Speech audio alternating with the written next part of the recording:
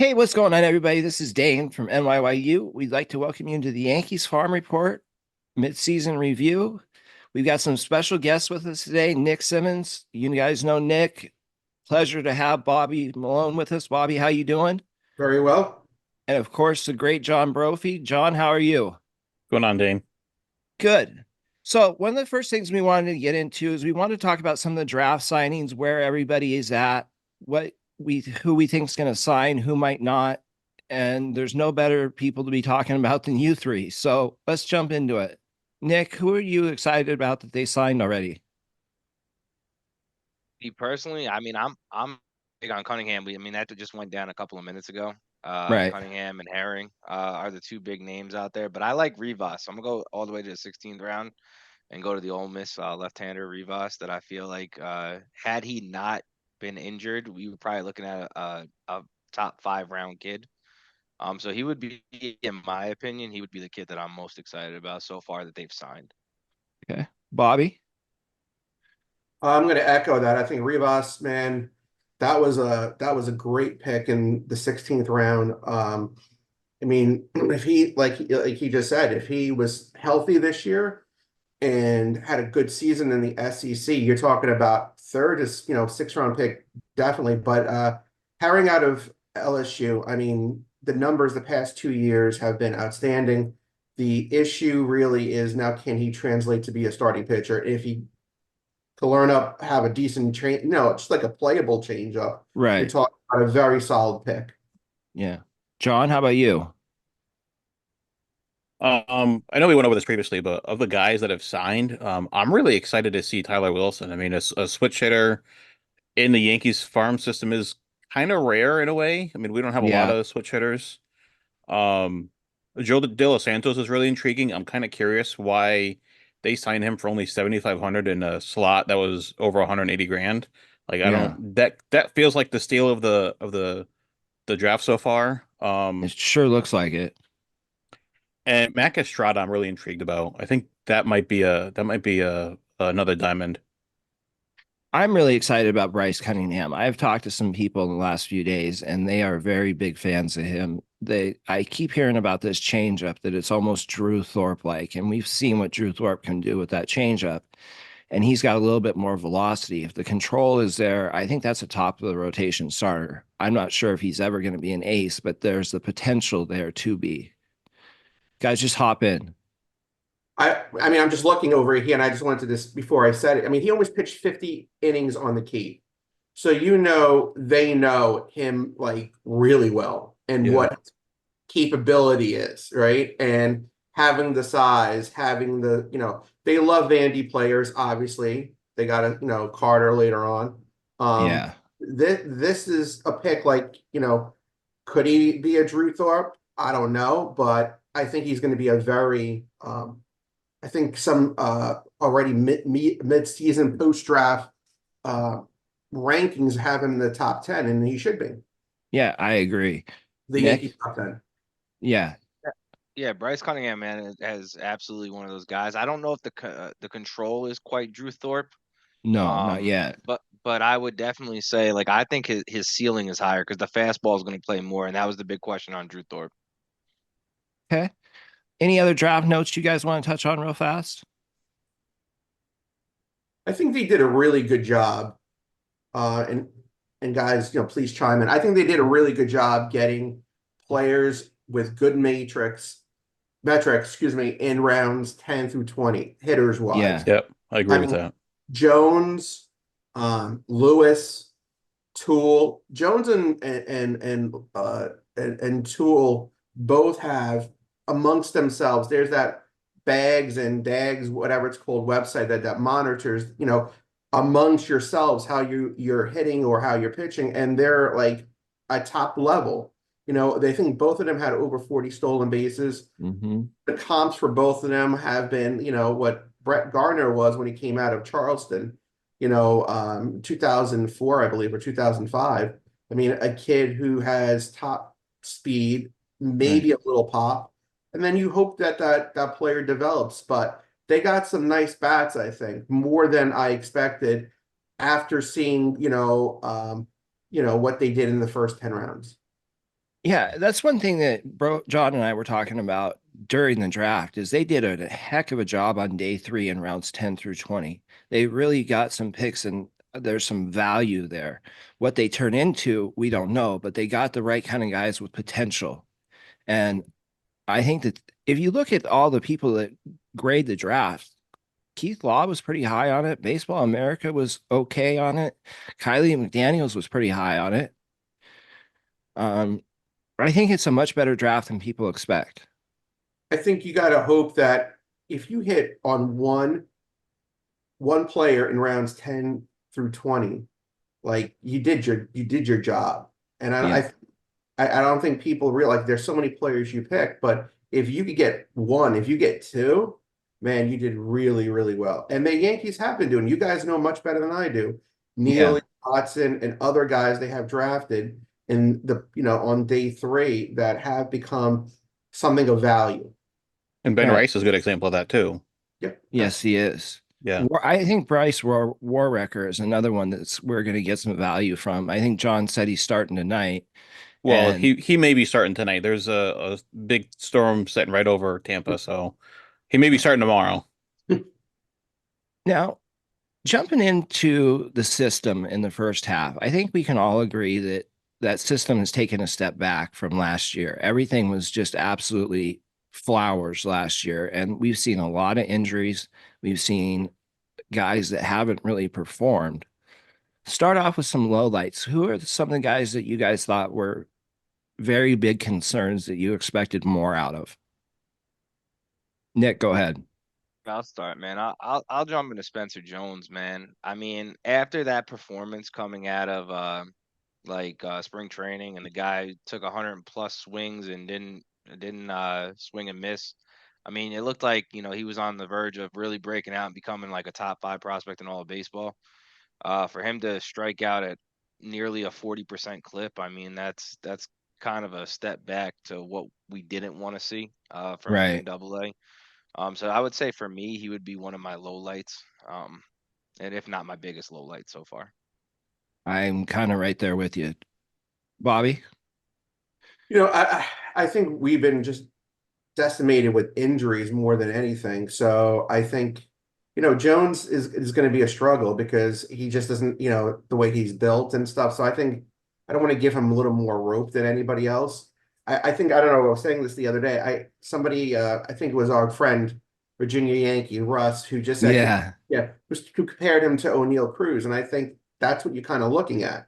You I know, like that. Yeah. yeah, I think, it's going to be a while possibly for him to put everything together. So I might give him a little leeway. I just don't feel like there have been hitters outside of our norm who have developed. I think I just looked. Rock Reggio uh, has over a 700, I think, OPS and Yeah. started to turn around. I'm not saying that I wanted more, but you kind of feel like if you draft somebody in the 4th round, but then again, when do they take off? Right.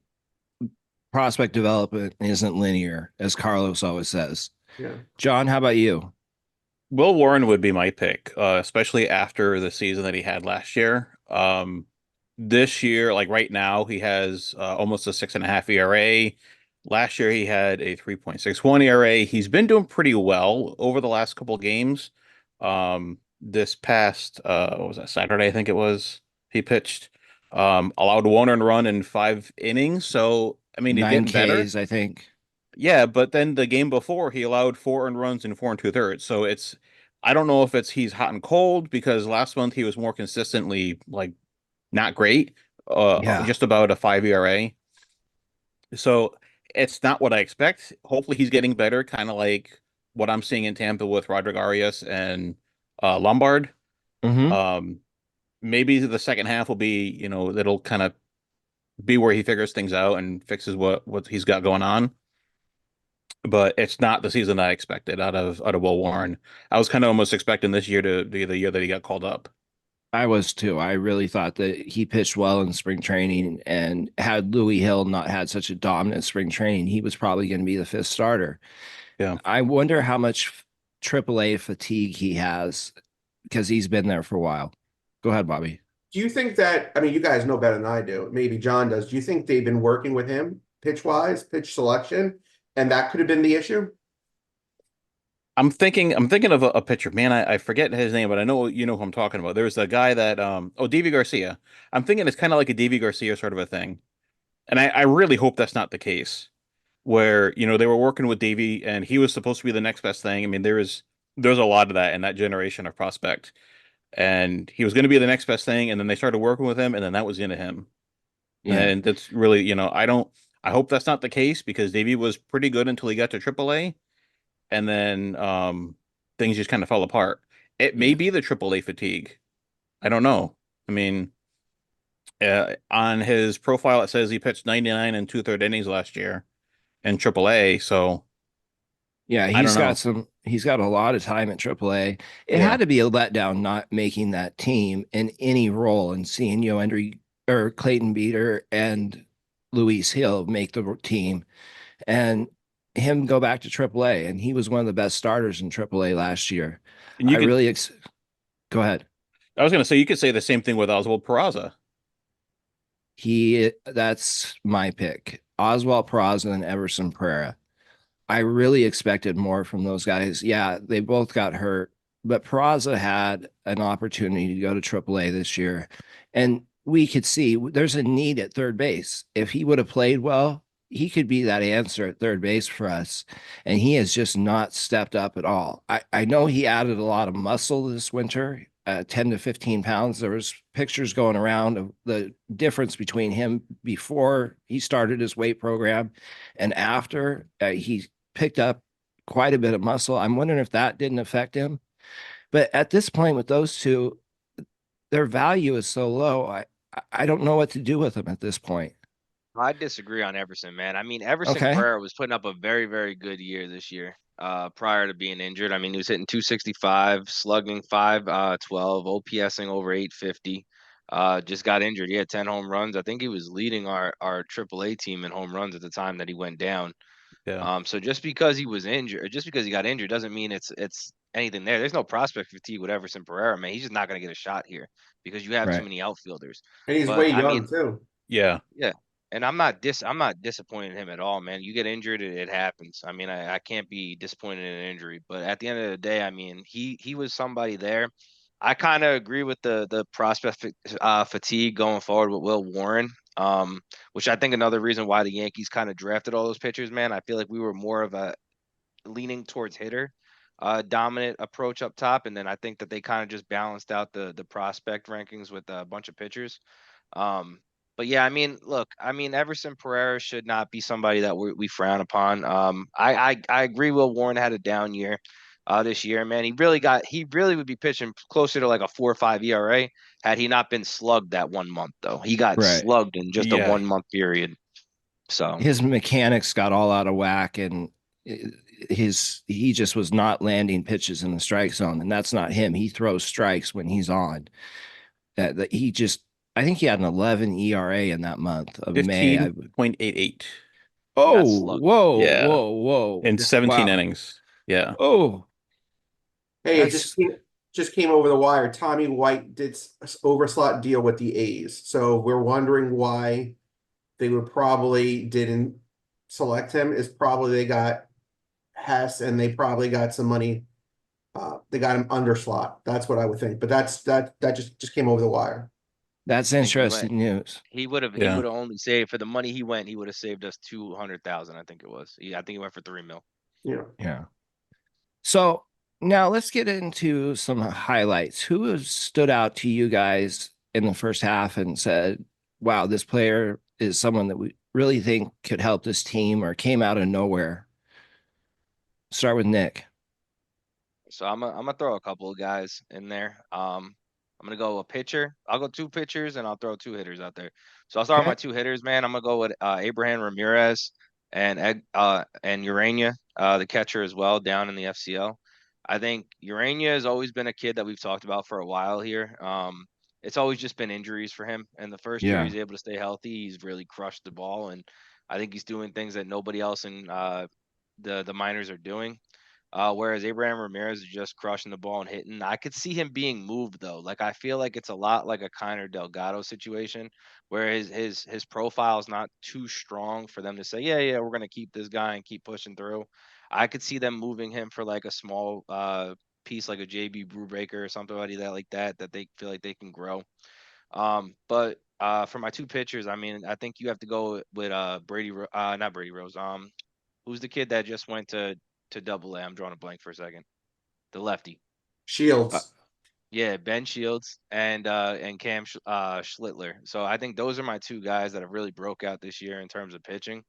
Um, Schlittler should be up in Double A right now. I don't know why he's not. Don't And get me Ben started on that. Shields. Yeah. well, no, And we're Ben going to get Shields. you started on that because Yeah. there's a serious problem in them not moving guys up. Yeah, at all. And then we could have that whole conversation for 3 hours. But I Yeah. mean, at the end of the day, I mean, Ben Shields too, man. That guy, and I got to hear from somebody from the Yankees organization that said that he has the best preparation in the entire system for an undrafted kid. That's pretty impressive, and that shows you that they have high expectations for an undrafted kid. So I'm impressed. Now, let's go to Bobby. What's your thoughts on Ben Shields? Because that's I'm somebody watching we've him. I don't know if you guys are watching. I'm watching him right now, and he just gave up 3 runs. He hasn't pitched, and I think since the 7th. Mhm. Wrong, so it's been like 2 weeks, but he's got like 2 innings in, 3 runs, 2 walks, which is uncommon. But my whole thing with him is, and I totally agree with Nick and stuff. It's like anytime you could get an undrafted free agent. I don't care how old the kid is, but if he's doing the work, like you guys would probably know me. If he's really throwing 92 to 95, that's pretty good. Like, Yeah, it is. I mean, like you can't hide that. Like that's going to stand out in anything. And he throws like 4 of the pitchers, I believe. So Yeah. I think it's him for the rest of the year in Double A and see how he how he progresses, and then we'll pick up. But the pitcher that I would and probably John could probably talk on more is Cade Smith coming out of Mississippi State last year. I mean, I think he's having a really, really solid year, and why he's not in Hudson Valley, like you guys could talk about it. Makes no Man. sense. Yeah. Kate Smith has been a wonderful find for them, and that's another middle round pick that they got. And that's what I keep harping on about this draft is we don't know what these pitchers that we selected are going to be. We'll find out after they go through their strength program, their velocity program, their motion capture stuff that they do down at the gas station. And the results we'll see have a much better idea next spring what they look like. And Cade Smith is a prime example of what can happen with them and what they do. But how about you, John? Yeah, Cade Smith was actually going to be the pitcher that I was going to pick, just because he's been so impressive. I've seen him a couple times. Usually pitches on Sunday, and I try to avoid those because I don't like my skin melting off my body. But my other, I mean, I can talk all day about Cade Smith. His last outing on Sunday was, he had 8 strikeouts, and I wrote Right. about that in the on the NYY Underground this weekend in the minors. But my okay. batter is Dylan Hasso, which I think he doesn't really get spoken about enough. And it's not just like if you look at his stat line, it's not the greatest. 237 batting average, 726 OPS. I mean, it's all right. But what really stands out is the way that he hits the ball, the way that he attacks the ball is between his mechanics and the speed.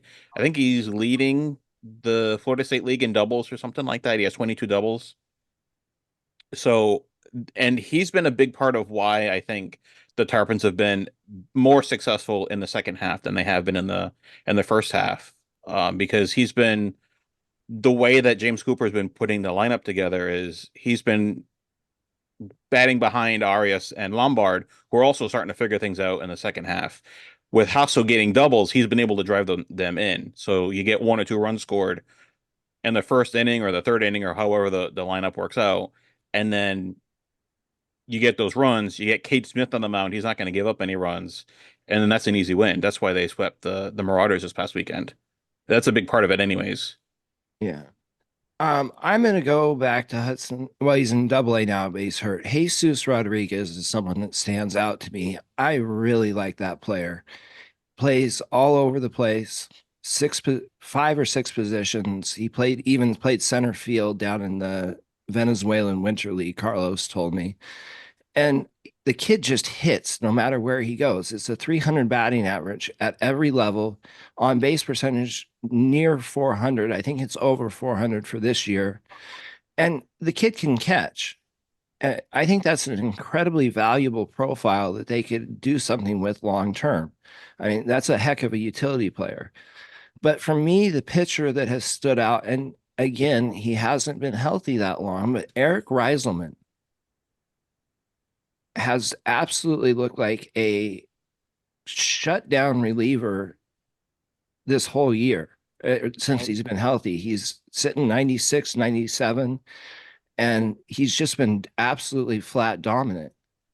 any other organization, him and Jack Neely are already up pitching for the major league Yeah. team. There's no Yeah. questions asked there. And it's too. I try to leave John Brophy a layup, man. I was hoping he was gonna say Tejada and Jackson Castillo, man. They've been playing like crazy down there as well. Tejeda's hurt, isn't he? He was hurt. He's not. He's So hurt again? he's hurt. So I watched the game. I don't remember when it was. It was before the All-Star break. He was running down to first, and then he like looked like he sprained his ankle or something, or his knee or something like that. And he's not on the injured list, but he's not playing either. What about Castillo? That was a layup, man. That's the Castillo's guy I thought you were gonna yeah. go with. No, because he's been like kind of hot and cold. He hasn't been as recently within the past, I don't know, 2, 3 weeks. Yeah, he's been really hot. But Yeah, um I don't know, Dylan House really stuck out a lot more to me than Castillo. that's fair. That's fair. Now, moving into the second half, we're seeing Roderick Arias, George Lombard start to turn it around. We're starting to see some progression in the system. So we'll start with you, John. Who do you think is going to have a big second half, either establish themselves as a real legit prospect or solidify themselves as a top prospect? Well, I just saw on the Tarpons roster that Caleb Durbin is doing a rehab assignment with Tampa. So he's going to be one of the first guys that I kind of go with, just because what we saw in spring training was really impressive. And he Mm-hmm. was he was really impressive up until when he got injured. I think it was a wrist injury. He got hit on the wrist or something along those lines. Yeah. Um, so I'm hoping that, that time off didn't inhibit his progress in becoming a major leaguer, because I think he could really do well in being that Glaber, maybe even DJ replacement Mm-hmm. in the majors. But I really, really, really like what I've seen out of Lombard. We're finally starting to see the power that he has. Something's clicked for him. I don't know so much if it's mechanics. I think it's just he's reading the ball better, Uh-huh. because the mechanics look the same to me. Right. And Arias, I mean, his bats, I think he's starting to figure it out too. My concern with them is, as it always has been, the glove. Bobby? The Oh, sorry, John. John, we lose you? Go ahead, Bobby. No, I was gonna say, not to jump ahead of what we're gonna talk about when it comes to, trades and stuff, but I think Durbin is, if he was healthy, right? I don't know if they go get possibly 2 infielders. And let's see how he is the next week, because the deadline, I believe, is next Tuesday. So they got a week.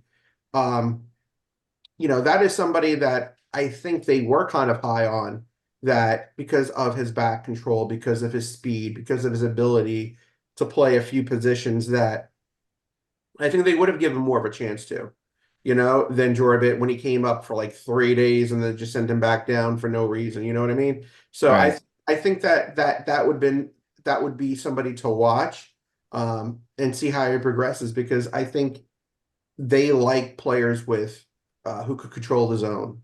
I mean, I Uh-huh. think I don't know if they like Rice, but I think they're giving him a little more rope than they would give another player because of what he could do through the zone. Yeah. Nick? I mean, Jordan Vivas does that though too. He controls his zone extremely well. I mean, I he's think his walk to K ratio is almost identical. I mean, but But back to your question, Dan. I mean, you talked about who you feel like between Roderick and Lombard is going to take that step to becoming an actual prospect. Realistically, I think they're both going to show out this year and continue to grow. I mean, I'm not going to trade either one of them. I just don't think it makes any sense. I don't care what players out there right now. We're going to get to that point in a little bit, but there's no Yeah. player there that's going to make either sense to trade for Roderick or for George Lombard, man. They're both too talented and they're too young right now.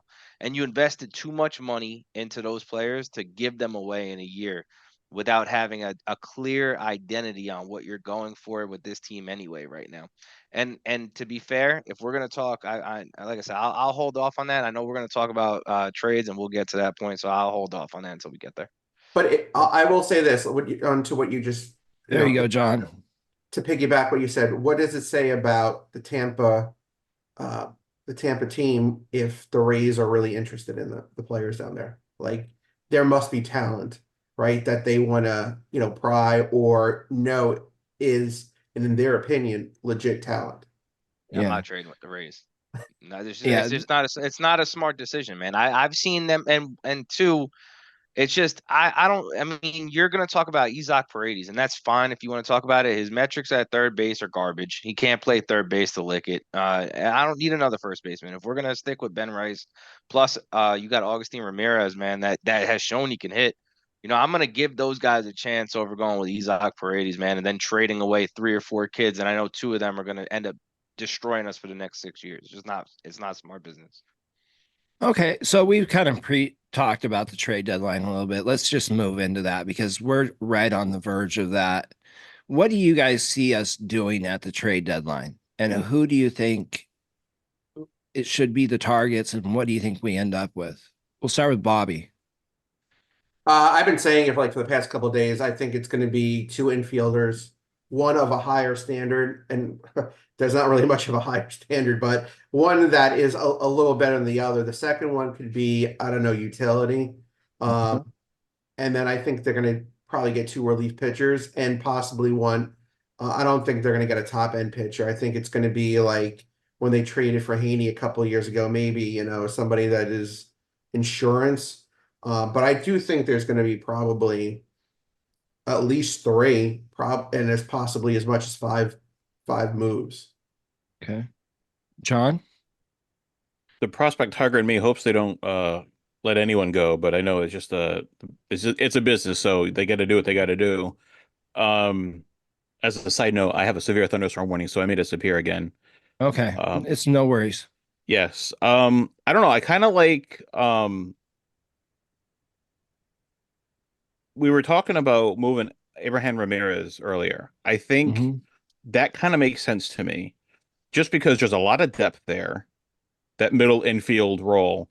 I mean, honestly, I wouldn't be surprised if they moved one of either Rodriguez or Lombard, just because they've been scouted so heavily. And And you it's not just talked by, go ahead. you talked to the scout from Tampa Bay that said that they were very, very high on them. Yeah, yeah. The scout told me that he's been following them for, at the time, this was the beginning of the month. He had been following them for over a month. So basically all of June, he was following them around everywhere they went, home and away. 'Cause I guess he wanted to see what the home and away splits look like. And he was following them everywhere. And he liked what they saw. He was raving about them. And so he wanted my opinion. Hey, what do you think of these guys? And I told him, well, this is what my biggest concern is, and this is what I see. And you know more than I do because you're a pro scout, and I'm just a schmuck on Twitter basically. No, you're not. You're very good at evaluation. Hey, bro, do you think that same scout is, and this is, I'm curious because you're always Yeah. there. Do you think they're scouting the rookie bowl team as well? I haven't seen that same scout. Well, granted, I haven't been to FCL in a while, but I haven't seen that same scout make the rounds at FCL. And like I was telling Dayne, I don't remember if I was telling Dayne or Carlos, but I see the same scouts over and over again. Like the Tiger Scout, I've seen him like every game, FCL and Tampa for years. He's just, hey, how's it going? That kind of thing. Like I'll see Diamondbacks come in and I'll see Giants come in.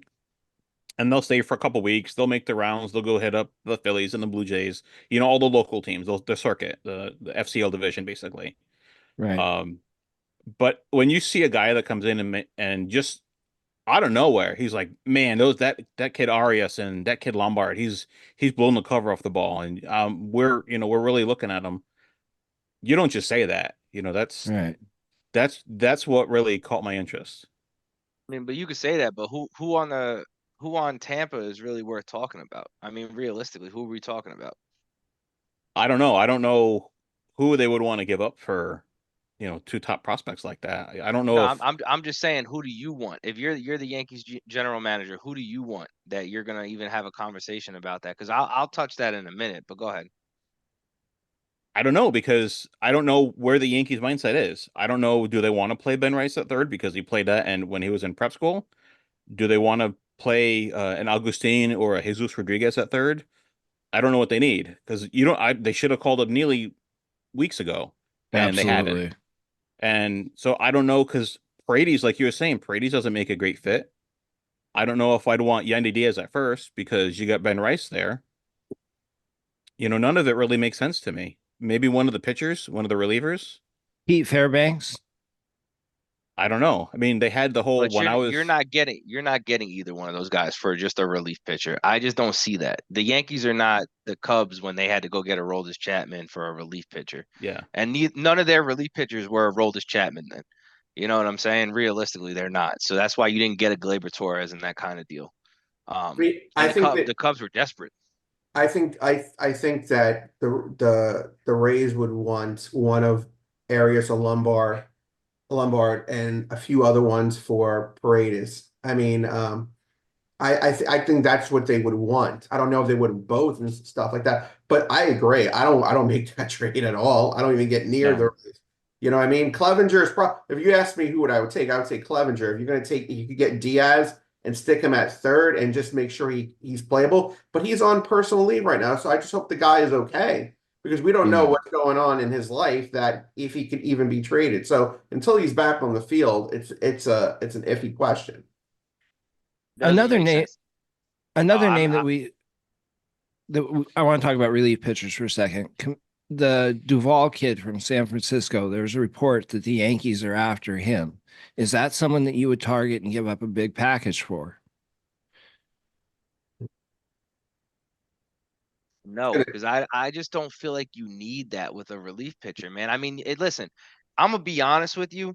If we're always gonna talk analytics, let's talk Matt Blake for a second, right? Matt Blake is an absolute garbage uh pitching coach when you give him an established starter. He's garbage, absolute garbage. Anybody who knows anything about analytics, show me a pitcher since 2019 that was an established big leaguer that he got that became better. You can't do it. It's physically impossible. Now, if you give him a young kid that comes up and he can groom them and teach them the way, they do good. Or if you give him somebody that's like a garbage Pro- piece that he has to mold, then at the end of the day, man, he can sit there and he can mold those pitchers and they do okay. But that's Jake why when we Cousins, Tonkin. exactly. Tonkin, yeah. Yeah, he does good at that. But if you're gonna sit there and say, let's go get an established guy, you're gonna talk to a kid that's already done something. Like this is why I don't want anything to do with Garrett Crochet. I've heard people pitch Garrett Crochet. It's the worst freaking move I've ever seen. Brian Cashman's trade packages with anything with pitchers has always been a failure. He's failed. He's failed with Sonny Gray, failed with Montas. I'm not going to go to Garrett Crochet, who's pitched only 1 year in the major leagues. Now looks like he has established something that works, and then he's going to come to New York. They're going to mess around with his pitch package, and he's going to suck. He's going to throw to a 4.7, 4.8 ERA, and then everybody's going to say, "Whoa, we gave up Roderick Arias, we gave up George Lombard, we gave up Spencer Jones." And let me ask you this question. I'm going to ask you this, Bobby. If you're the Tigers, I mean not the Tigers, you're the Pirates, man. You wanted to mention a name. I asked Dayne this the other day. Would you trade O'Neal Cruz right now for Garrett Crochet? Would you do that Would I trade O'Neal Cruz? Would I do that? right now? If you're the general manager of the Pirates, are you making that trade? Yes, I am You're because making I got Paul Skeens. So if I'm going to do Crochet and Skeens, yeah, I'm doing that trade. yes, but you don't even but you're not even looking at their whole package. Mitch Keller is a better pitcher than Garrett Crochet. He's established. You also have Jared Jones. They have five out of their seven top prospects are killing it in double triple A. Why would they go and go get a pitcher, Garrett Crochet, who's only had a half a good season starting? Why I would you do think that? I think what you're hoping or you're looking at what these teams are, and I think it's who I think gets them is probably the Dodgers or the O's. I think they're going to overpay because they just have the top draft capital. But you make a great point about Blake, and this is you got I logically think it out, right? How come the pitchers that are in their prime, right? Not the young ones, not the old ones, but established pitchers when they come and work with him, except for Cole probably, and Cole's on a different planet. How come Right. they don't make those adjustments? Like I was watching a game yesterday with Rodon, right? And he finally listen? Did he put two and two together? They could bring in these, we call them garbage relief pitchers, right? But how come Mhm. they seem to, once they come and work with Blake in the bullpen, start to produce at a pretty decent level? And like you're talking about the young players, it's like you're talking about. It's like it's those pitchers who are established, have a name for themselves, and then they come to work with him, and then you're like, what the hell is going on here? Like Yeah. what are they missing? And that's a worrisome thing. I would say that is a very valid point. That does worry me. Like if they're going to bring in a pitcher, I think the See, thing with what Crochet is that his size and what he's doing in a very it is a small sample size. This year is a very small sample size. I mean I don't know if I would risk. If you ask me, could I get if the deal on the table was Arias and um, Spencer Jones for Crochet and maybe Tanner Banks, Kopech. yeah, or Kopak, right? I mean, I would have to consider that, right? I mean, even though I know he's limited maybe to innings this year, I'm not playing for August and September. I'm playing for 3 weeks in October. And what he Right. could do out of the bullpen or what he could do as a spot starter. Like if he goes in October and he's pitching 4 innings, and in those 4 innings, he's striking out 9, 10 players, then it's worth it. Also, though, the prospect hugger in me knows a long-term thing. Like, do I stop believing in Spencer Jones? I really like Spencer Jones a lot. I think it's just a matter of time of when he puts it together. And that comes back to patience. And a lot of us don't have patience. See, Kid I'm Arias for me. It's Arias. I don't mean to cut you off, Dan, but I just want to touch this up real quick. But it's Arias for me. It's not so much Spencer Jones. I mean, I'm a dig deep a little bit in here with the IFA stuff that I know very well. This kid has not played international like any international ball since the age of 12. Yankees locked him up very early. When you lock a kid up so early, you keep him out of these big tournaments. They don't play around with the other kids. They may play in a certain academy, but Shecker and Paulino was not a big academy at that time. It wasn't. They had some prospects, but they didn't have kids like Chacon or something along those lines of those academies that have these big kids. So you're looking at it here and saying, okay, Arias hasn't played there. He was the number one overall kid. We gave him $4 million, and then played. He played okay, I would say, probably in his DSL league. And the FCL league, he was breaking out. He got injured. Both years he got injured. This year he finally came over, and this is his first real year of actually playing full organized ball in 6 or 7 years. And the kid is a God-given switch hitting talent, man. It happened with Dominguez. Dominguez came over and struggled in the beginning. I don't hear anybody right now saying let's trade Dominguez when he was hitting 252 uh in Tampa. 258 when he hit 258 in Tampa. I mean, look, Dominguez and them take time, man. They're switch hitters. They're not going to see left-handed pitchers all the time. You got to give them an opportunity. It's not like we're talking about one side of the plate, like Brando Maya, who's hitting 290 right now, I think. But I mean, at the end of the day, man, these are the reasons why I would not make that trade with Arias. I think you have to give it another year Would you do and it for see where it Lombard? goes. What you do for Lombard? Would you do See, Jones? Say, okay, here's a trade. I'm Chicago. I want Lombard. I want Jones and Warren. I'll give you Crochet. I'll give you Kopak, and I'll give you Banks. You making that move? so I'm gonna tell you why I'm not, man, because I feel like you're setting whoa. the out. You're no, I'm gonna tell you why. Because Whoa. you're setting the outfield. You're setting the outfield. You can say whoa all you want, Dane. It's okay, but you're setting the outfield, man. At the end of the day, you're not set on your infield. People are already questioning still if Volpe can even hit in the major league level. Great. Fielding, great. I seen Brendan Rodgers playing in the majors for 7 years too and have a good arm. But we can go in there. I mean, you realistically, I want to trade Glaber. We're going to talk about that at some point, I'm sure too. But and then DJ LeMahieu, that's who we have. I mean, you're looking at prospects. You trade up George Lombard. We're back to just only having Roderick Arias. You want to talk about a Sejan who's 2 years away from signing, or Myron who's 3 years away from signing. That's still 6 or 7 years away from the majors. So let's see these kids develop. And hopefully next year they can kind of go on a groove and push their way from high A to double A to triple A fast, because they actually got a taste of full ball and they were actually able to develop that right way. But I'm not going to push in there and say Garrett Crochet is going to come in here and pitch against Boston Red Sox and throw 9 shutout innings, because it's most likely is not going to happen. Well, let me ask, you and Brophy, because you guys know better than anybody. Those kids in the FCL right now, the infielders, right?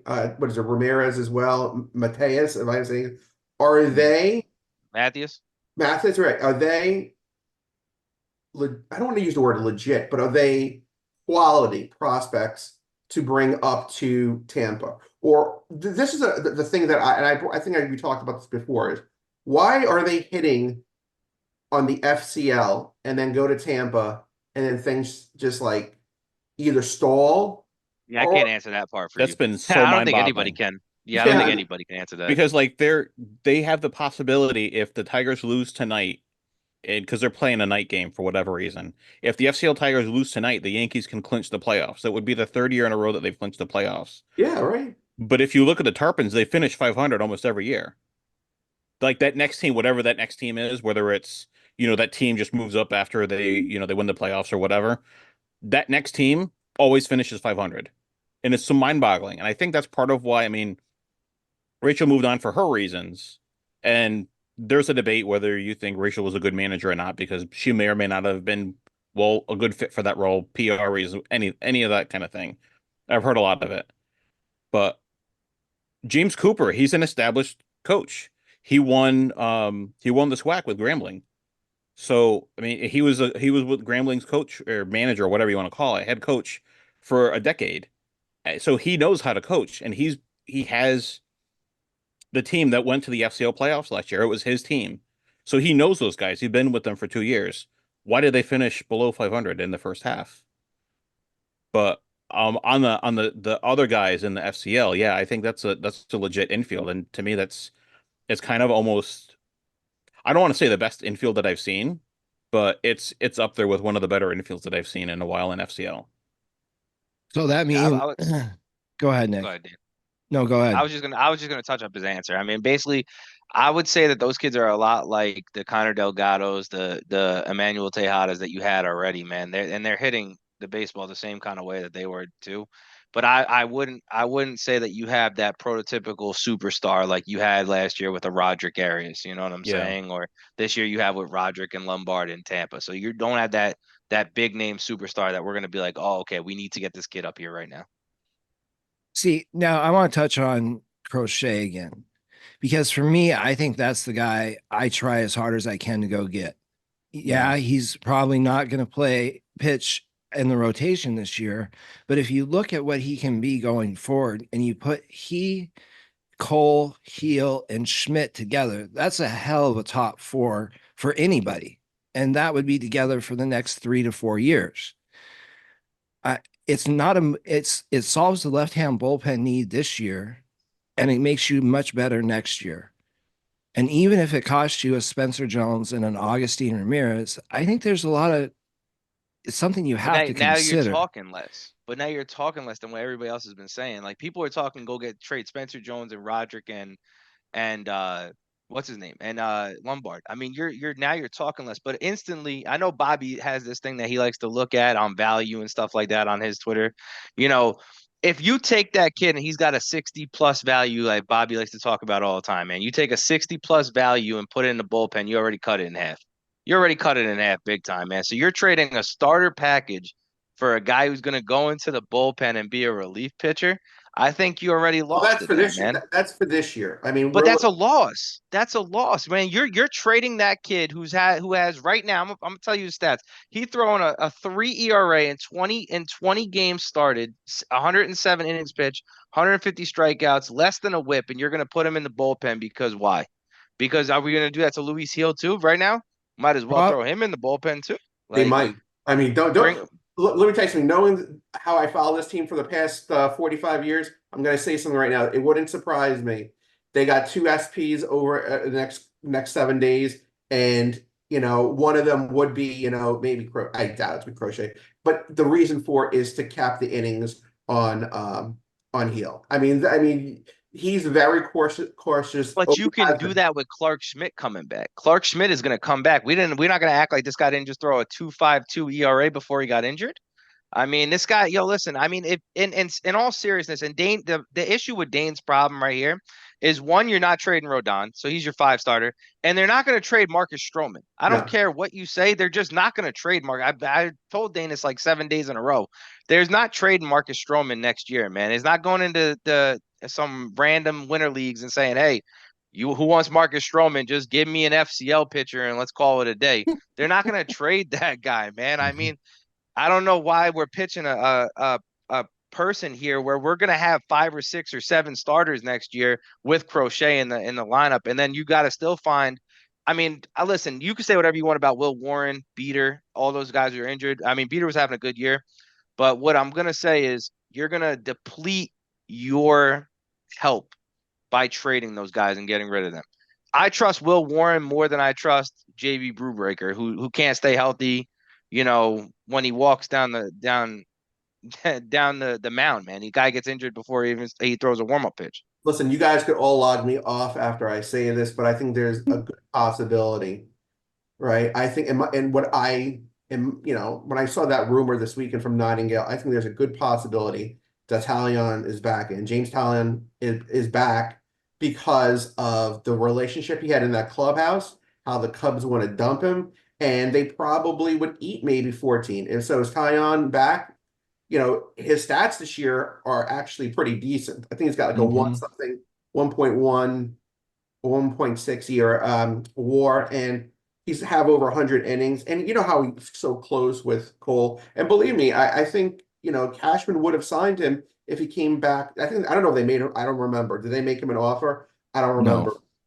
If it was more of a reasonable deal, but I could see Nestor being traded and bringing back Tyon and as somebody that is like, maybe give, Heel a couple of, missed starts and stuff, but and with your Clark Schmidt's coming back and stuff like that. But like you were talking about, what does it do for next year, right?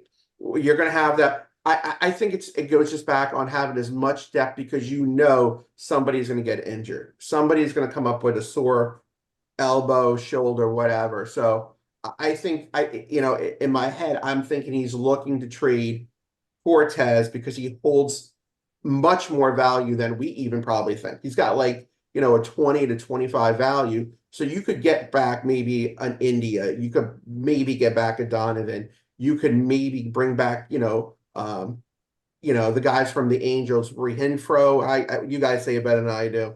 And Estevez in a deal.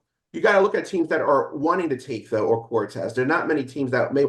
Here's a trade I thought about this morning. It was trading Cortez to the Tigers for Flattery and maybe Matt Verlin because that they match up well. You could put Verling at third base. He's also play time in the outfield. He has no range at third base, but he's got a hell of an arm. I know that. And you got Flattery for the end of the year, and then next, you'll deal with him in the winter. So, and then in the meantime, you trade something to get Tyon to just fill in that role. I think those are the linear moves that I think Cashman is probably looking at. And I'll say something. Here's another thing. I don't think the prospect hit is going to be as bad. And watch, it's probably going to be bad now because I jinxed it, right? But I think the prospect hit is going to be more reasonable. I think we're going to know what we're talking about. Like in 2022, I think it's going to be a majority of guys who could be Rule 5 guys or your fringe guys, let's be honest, who are on the roster. Or the Or you could 42. even, I was going to say, even you could even think of the last time they worked with the Cubs when they got Rizzo for Kevin Alcantara, and that was like a 1-for-1, and there was no cash involved, if I remember correctly. Right. So they could do something like that. For Pereira. Watch Pereira go. But I mean, I like, and I mean, listen, Pereira goes in that deal. I mean, the guy is thrown to a 3-1 ERA, and they do love him. I know that they had that, but I do want to touch on Nestor Cortez. I had a trade that I talked to Carlos about, and I love this trade, man. I think this is the smartest thing the Yankees could physically do. I would actually move Cortez and Gleyber Torres in a package deal to the Dodgers. I think that's a trade that makes a lot of sense. And go get some extra help. Like there's a kid that I've been talking about and Dayne can attest to this for at least 3 years now. Joe Andres Vargas is Yeah. a elite prospect that they have and they're basically FCL or AZL, whatever league that he's in there. But at AZL, the yeah. end of yeah, so you can bring him up and then he becomes a dynamite prospect. I mean, the guy is OPS in 900 basically for the second year in a row at shortstop, 6'4", right-handed bat. And then try to go and see if you can get like another for instance, I know I'm looking at the Dodgers system right now, but if you could turn in Joe Andres Vargas But and then I got to Eduardo push back Quintero. on that for a minute. If you're trading those assets, why not get something that's going to help this year? We're trying to win a World Series this year while Juan Soto's guaranteed to be Because here. it gives you more ability to move other pieces and not hurt so much, right? Because at the end of the day, Gleyber Torres is a free agent at the end of the year, so you're not losing anything there by pushing off. Gleyber Torres is not going to help you win or lose a World Series. I don't care. With this year right now, he's not going to help you or lose you a World Series. Nestor Cortez is not going to be pitching in a rotation in October. I'm going to tell you that right now. I don't care Right. who you want to pitch out there. He's just not. But that's what I'm saying. If you can get an ability to get a Joe Andres Vargas, then I think making a trade with a Lombard or an Arias makes more sense because now you have another prospect that you were able to fill that has that potential to continuously move up. Plus, if you can get like an Eduardo Quintero, who's a kid that's hitting 326, 900 OPS, 3 home runs, 25 stolen bases.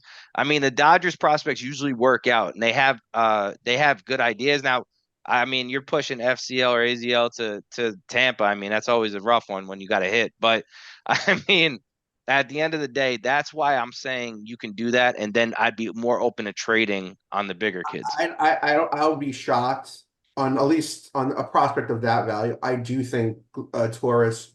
I would be shocked if he's here like next week, right? So I do think they would move him and bring back a prospect in return. Torres has, like I said, excuse me, Nestor has a 20 to 25 value because of this year and next year. So if they're going to move, I think it's going to be for a bat. The problem is there's a very limited amount of bats that you could probably move him to. And like the only ones I'm really thinking are the three of them is a combination from the Tigers or India or Donovan. I don't think the Cardinals are going to move him. They were what's his name was talking about that today. Rosenthal on his show.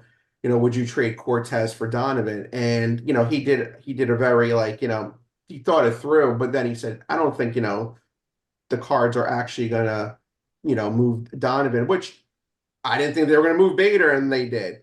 I think there's a possibility because I think the Reds and getting Jonathan India is not like the greatest thing that could be out there. But if I'm trading Cortez for India because they know that Matt McLain's coming back, and the Reds always say they want to compete, so they're building for next year. They have a pitcher, on their roster in Nestor that has control. Especially if they trade Montas and stuff like that. So that's probably the only move I could see Cortez going for. But then again, I've seen stranger things from Cashman over the years. He'll pull some trades this week or next week that we didn't even expect. Absolutely. Now let's move into the infield because that is where they really need some help. They either need to do something at second base, third base, or both. Do we think Gleyber is gone? All of us. And then who do we think that they're going to target? John, what do you think about Torres? Do you think he's going to stay? No, I'm pretty that he's gone by the end of the month, by the trade deadline. I'm really surprised they never really gave Yorba Vivas a good shot when they called him up. And it's just the same old story. Like, I think we were lucky to see Narvi get his first hit the other day because I kind of thought that wasn't going to happen until they extended the roster to 28 men in September, to be honest. But I don't know if they would go after someone like a Jorbit Bibas, or like move him up and then kind of move guys around. And like I like Ben Cowell's what he's been doing, but he's not MLB ready yet. So I don't know. Are they targeting second base? Do they want to see if they move Volpe over to second and then try to fill a shortstop role just to kind of compensate for the arm? Because they haven't really tried anything as far as that goes. Give it a shot now before the deadline. I could see But that. I don't Bobby. I don't really know Major League Baseball as well as minor league baseball to say I would go after this guy. Okay. Bobby. About Torres being leaving, yeah, I think it's a foregone conclusion. I think they're looking for, like I said, a primary, either second baseman or a third baseman, and then see what else is in the market, right? I mean, a lot of players have been injured. The kid from the Angels have been injured. He's supposed to be back, I think, Today. today, right? So let's see how it is. But I mean, I just see that. I think there are, everybody who are big name columnists, right? Are Nightingales, are Passons, everyone is saying they're all in. And I have to imagine they're hearing vibes throughout, the league that the Yankees are checking in on everybody. The question is that, like, what's out there? Like, it's hard right now. Like I said, look at second basemen across baseball. Look at third basemen across baseball, right? What's Not out good. I mean, the name that I've heard too is like making a deal, and I think you brought up the relief pitcher from the Giants. What's his name? Duval. Camilo Duvall. Duval. Right. I saw, Duvall, and I mean, I can't speak. And Chapman. The problem Ooh, with Chapman, he's got 2 more years left. Now he could play third base, right? But yes. he's going to be making $40 million the next 2 years. If you're trying to sign Soto, are you taking on that money? Now we know he could play in the AL East, right? So Right. depending on what the package is, if we are eating money or whatever, and that could lower the cost on a relief pitcher, then you maybe consider that. But I think we're going to see something like that where we didn't see this coming, and then they're here. Nick, how about you? Yeah, I mean, like I said, I think Gleyber Torres' time should have happened last year. I've been saying that. I mean, that was the perfect time to trade him, and I think the Yankees kind of missed that. But I do think he's going. I think he goes to the Dodgers or Seattle Mariners. I think it's the only places that make sense for him. But what I will say, I think Renhefo and a relief pitcher make all the sense in the world. I think that's really where it stands because I'm gonna be honest with you. I feel like we can talk about trading all these guys and everything, but what happens when Clark Schmidt comes back? He's going on the 40 man. He's going to be on the 25-man roster. What happens when Birdie comes back? He's probably going to be on the 25-man roster. What happens when Dominguez comes back? He's going to be on a 25-man roster. I And mean, you good have news today about Dominguez for everybody. He's going to start rehabbing this week. yeah.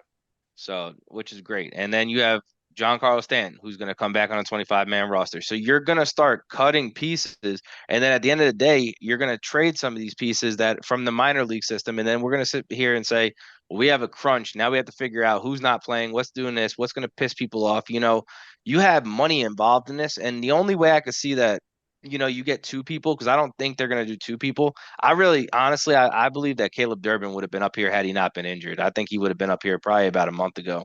I know Brophy was saying that too, but Mhm. I mean, at the end of the day, I think he would have been up here. I think Jordan Vivas is going to get the first shot at second base, because like Bobby said, second base amongst major leagues is garbage, really bad. There's maybe like five guys OPS and over 700. Um, and that's bad. You're just not getting any of those five guys anyway. So looking at third base, I think Luis Renjifo is the guy to go get. I think that makes a lot of sense. I just don't think India is going to be the one that they go get right now. But I do think that Luis Renjifo ends up being a Yankee. That's my number one target. It's Luis Rengifo because he solves two problems. He can play third base. It's not a great third base, but he's also can lead off. Switch hitter, averages over 300. He has speed. Look at what they got Jahmai Jackson leading off today, or Jahmai Jones, excuse me. They need a real leadoff hitter, and Rengifo solves that problem for him. So if you go into September and October with a lineup with Rengifo, Soto, Judge, Dominguez, Stanton, Wells, Volpe, Rice, and whatever you do at second base, maybe that be Vivas or whatever. I think that's a much more complete lineup. It might be a little left-hand heavy, but in Yankee Stadium, that's not bad. That's what I would do, at least offensively. My pushback on that is kind of what I call the Sonny Gray effect. You don't know what's going to happen when he hits the New York, because he might be, let's say he's hitting 400. I don't know what his numbers are. Let's say he's hitting 400 or 300 or whatever. Right. He might hit New York and hit 150. You don't know. And that's the only concern that I have. I agree with you 100%. The pinstripes are heavy. That's something Bobby and I always talk about, that performing in New York is a different place. But there's no guarantees on the trade market. There just isn't I this year. understand that, yeah. You never talk about, man, the workplace environment, right? So like the worst thing that you could do is never watch somebody get promoted and within the workplace. If you always bring people from outside in, guess what? That sends a message to the minor leagues, man. We don't really care about you. So those kids are gonna, like a Will Warren, man. He might be sitting there saying, I threw 180 innings in AAA, and Oswald Peraza hit 700 at bats in AAA, and might be like, well, you never even really gave me a shot. Like you And never gave me a chance. I'm hearing that in Tampa. There's a bunch of players that have been like, bro, what the heck? I'm not putting any players out there for obvious reasons, but Right. they've been telling me like, bro, when are we getting promoted? Like, this is ridiculous. And that I'm happens. throwing this ERA, or I'm hitting, this is my slash line. And I'll tell them, look, I know I'm watching you, may not be at the games every day, but I'm watching you on MLB TV, and I see what you're doing. You're just preaching to the choir. All It's right. time to fire David Adams. Yeah, Go ahead. let me just say, I mean, and this is going to be hard, and I know Nick and probably Brophy are going to kill me for saying this, but they don't care. They don't Oh, care. I know they don't care. They don't care. But they will. They use the draft. Cashman has used 25 years, used the draft and the minor league system as chips for trades. Yeah. And if by the grace of God, Rizzo's arm breaking, you get a guy like Rice coming up, right? By the grace of God, Luis Hill pitches lights out in March, right? These little things, that's the only way. I mean, they rather go out and get an established player than put him there. And I will say this, let's see what happens with the deadline. But it's be a good possibility that they're going to have 3 quote unquote rookies at the bottom of their lineup with Wells, Volpe, and with Rice. Let's see how they act, how they perform and Dominguez will be back, but they see him as a special player. I feel for those kids, right? I used to love seeing these players getting drafted, and then I guess I just realized they don't care, right? They're going to just use them and as chips to get the player they want, and you just hope somebody like Brock's Selvage, right? Is that how you say his name? Like I really like the kid, right? And but you know what? Let's be honest. I think he's probably going to be traded for some relief pitcher who has got maybe 1 or 2 years of control, and it's going to stink, right? But the way they think is they just drafted 13 players. If of the 13 players, 2 become, I don't want to say become 10, which they are. Probably Hesson, Cunningham right now are top 10 players. But then if you get like 2 or 3 more that become fillers, and I mean higher class fillers, they did their job. They're not looking at the name. They're not putting in the investment that we see, and we watch them through the MLB, MIB, whatever it's called, television, stuff like that. So, but I want to get back to something that Nick said, because I was just looking, and I think he hit on something, and I'll give him total credit. I think Torres, there's a good chance that I could see the Dodgers. Dodgers got some players. They have Maddox, Burns, on a lefty named Ferris. I could see the Joey Gallo kind of deal all over again, where they trade with the Dodgers and get a player, a pitcher that will have to be put on the 40 man next year. So that would be not shocking. I think that's a good call by Nick. I think the Dodgers are definitely a team, and including the Mariners. I think both of them, I could see them easily dump Torres there. Okay. But you're gonna see what you just touched on though. You said that, and Brophy just alluded to it. He's hearing that. I'm telling you right now, that's gonna eventually get to the point where we don't have a Derek Jeter. We don't have an Aaron Judge right now. And Aaron Judge started through our system. So I don't know how the Yankees don't see that. Like, oh, okay, we had an Aaron Judge who's up here at the top 5 player in baseball. You go get a Juan Soto if you can get a Juan Soto. I agree with that. Or a Garrett Cole. You go make those deals. But if you're never giving these kids a chance, nobody's going to keep working hard in the system. You're going to lose value because you have these kids that'll work their ass off to get up to AAA, and then they're going to be like, I'm sitting here for 3.5 years. I'm 20 years old now. I'm 20 fucking 5 years old, and I have nothing to do in this system right now. And that's the problem, man. You can't sit there and say, you know, you're going to work yourself up there to get all the way up here, and we're not going to give you a chance. That Will Warren is I'm telling you right now, is prospect T. If you went and talked to Will Warren, I guarantee you turn around and say, off the record, he'd probably be like, "Yeah, I'm pissed off, dude. Like, I should have a shot here. I've thrown 200 innings in AAA.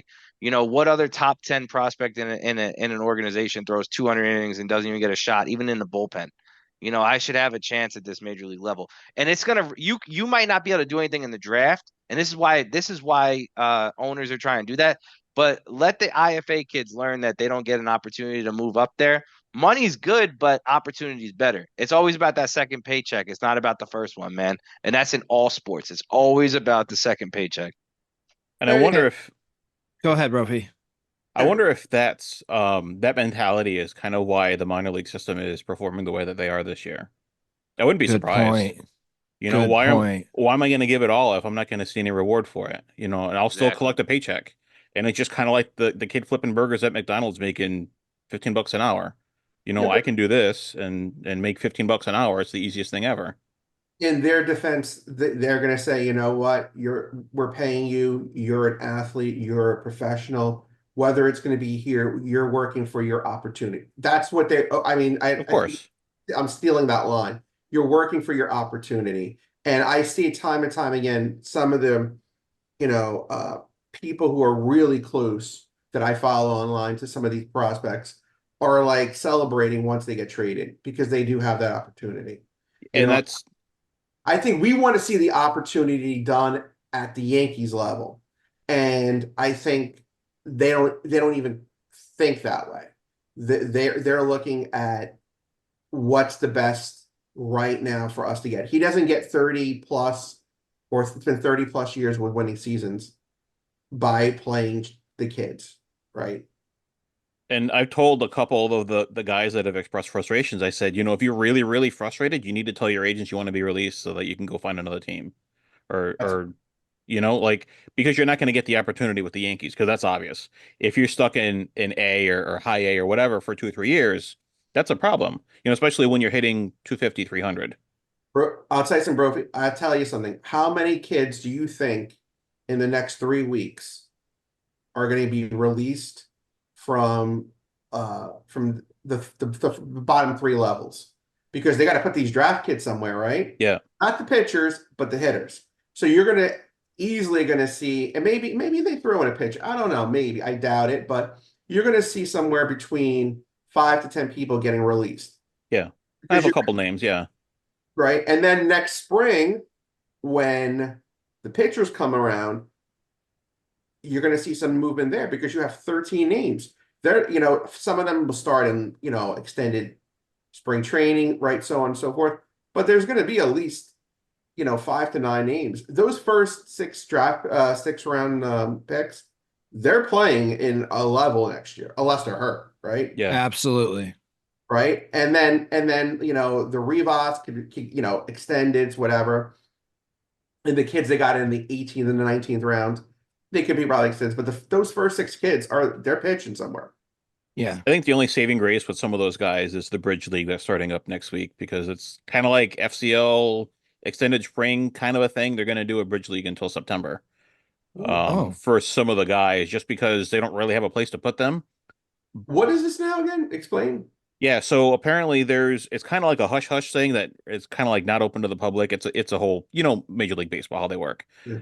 Um, it's a bridge league where it's going to be like an extended spring training, intra squad, and like Yankees will play Blue Jays, and it'll be like It's interesting. it's kind of interesting the little bit that I've heard about it, but it's supposed to go until September. Um, but you speak on that, and then my concern is I think it's like 2027 is the buzz that I've been hearing is they're going to cut down to 60 teams from 120. So, oh, if they're looking out that far, because when you're drafting now, you have to be looking out that far. What do you want your organizational roster to look like? So you kind of have to think you want to be pitcher heavy, and you don't want to be infielder, outfielder. That's kind of where they went shopping on the undrafted market for a lot of the infielder, outfielders, in my opinion. yeah. But you They don't know, want to. I mean, I've heard the same thing, and the problem is that they don't want to pay for it. So what yeah, their theory is back in the beginning of baseball, right, up to probably the 70s, most major league clubs only had three levels, right? And we just weeded out, your fringy players to get the best of the best, and let those players play independent leagues, and let the independent leagues fund themselves, not from us. So it wouldn't shock me. But if that, I mean, it's just terrible because right now, even cutting down from 7 teams to 5, those two teams that they used to have, the second one in Tampa, and then like that, was Appalachian League they used to have, right? That would help. Like you would see those kids. You just don't have that I anymore. think we lost Brophy. Oh, we did. I was going to move on to some final thoughts. What do you guys think that we see in the next week? I know, Bobby, you think 4 or 5 trades. Nick, what about you? I mean, like I said, I think Gleyber Torres gets moved. I think that definitely happens. I think that they go get a third baseman because I think it's easier to fill the third base spot than it is going to be to fill second base. And I do think they get a relief pitcher, even though I really don't see where that relief pitcher is going to play because I see Scott Efros coming back up. Lou Trevino's coming. You still have Jack Neely. If I doubt they give Eric Roselman a shot right now, but I mean, you're looking at a bunch of players that actually have that opportunity.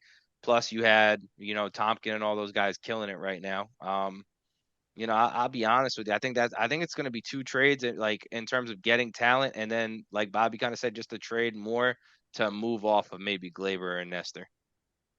Bobby? Yeah, I mean, the Penn thing is like, who do you want to keep and who do they believe is healthy, right? Because you have like Hamilton too, right? Hamilton's supposed to come back. Yep, Yes. it's another one. Birdie's supposed to come back, and like, so you're gonna know how do they feel about their pen based upon the deals that they make, right? Like Tompkin has been good, Hill has been good, Cousins has been good. What do you do with them, right? Right? Like, do you send them back down? I think you could some you would have to release. So it comes back like, how do they feel? I think at least one relief pitcher, because usually that's how he always does it. Could they get back two? Maybe. But I do think, a third baseman or a second baseman would be their thing. And then maybe a second infielder just as, depth. And then clearing some names. And we mentioned Torres, but I really wonder, does he have a deal in place where maybe he could trade Verdugo and get, I always hate saying this, but my shit for your shit, Yeah. the deal where you are fed up with your player, I'm fed up with my player. Let's just switch and see what happens. He's known to do that before. So, and because, unless I'm wrong, he's been like one of the worst hitters in the game the past month, No, right? he's been bottom 5 in all of baseball.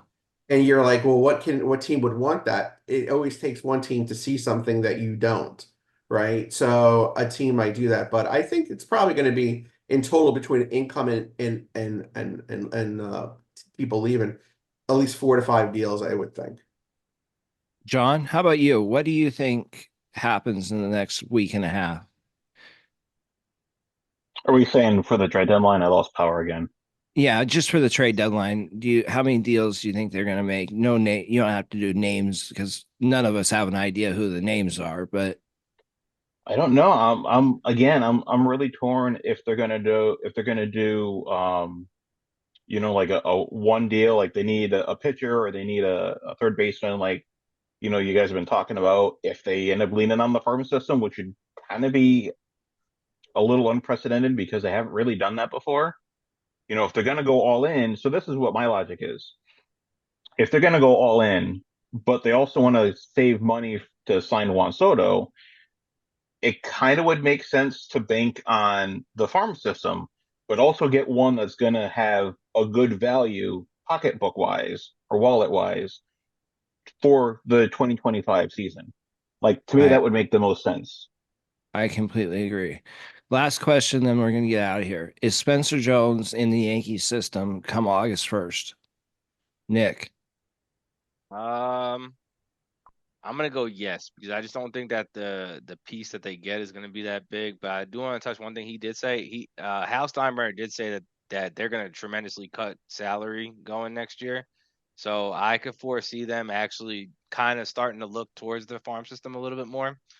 So I wouldn't be surprised if it is like a Jorbit Vivas getting a shot at second base, just based on what he said. I almost forgot about that when he said that though.